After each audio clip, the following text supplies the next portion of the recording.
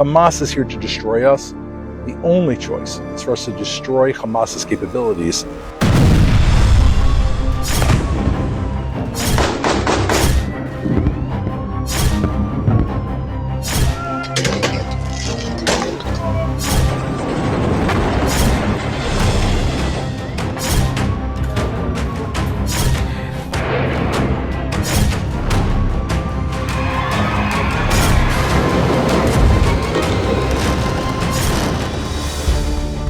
The Middle East is one of the most fragile, conflict-ridden spots on earth.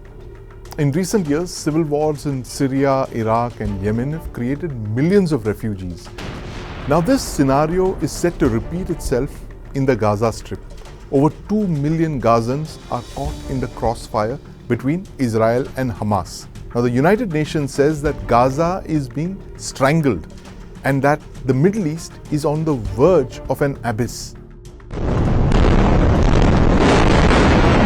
After the terror attacks, a lot of Hamas terrorists had taken shelter in a lot of buildings. They were in hideouts and they continued to attack in at least 22 to 30 areas. So the casualty figures drastically increased. And ever since this terror attack, there's been an emotional outburst across the political establishment, but more so through the civilians who of course want revenge, who of course want a response from Israel.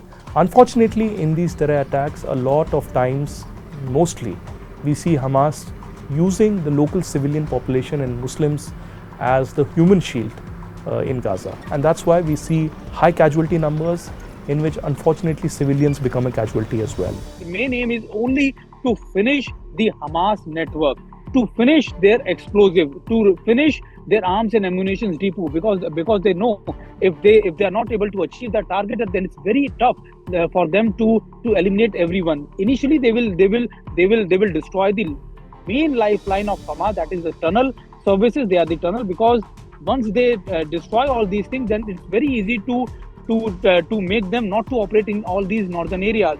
Then they will go behind the top leadership. IDF at this stage has said that airstrikes now will be accompanied anytime now with a ground assault.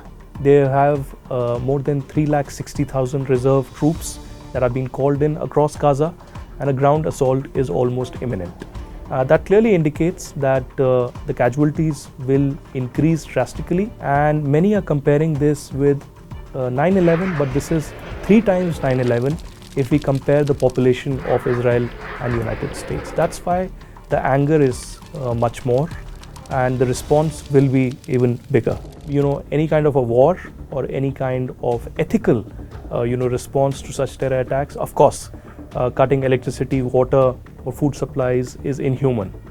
But what Israel says is that what the Hamas had done in south of Israel was the biggest tragedy, inhuman and cannot be tolerated by any democracy.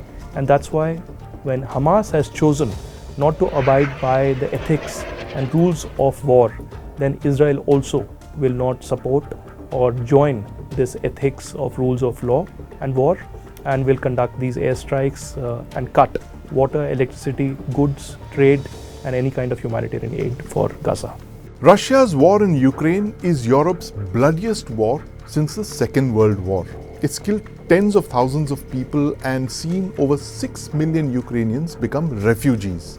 Israel's war in Gaza could create hundreds of thousands of refugees, but there's an important difference. The Ukrainians were accepted by their neighbors, the neighboring countries, but nobody wants the Palestinians, not even their Arab neighbors who support them politically. The plight of the Palestinians, the nowhere people, is only set to get worse.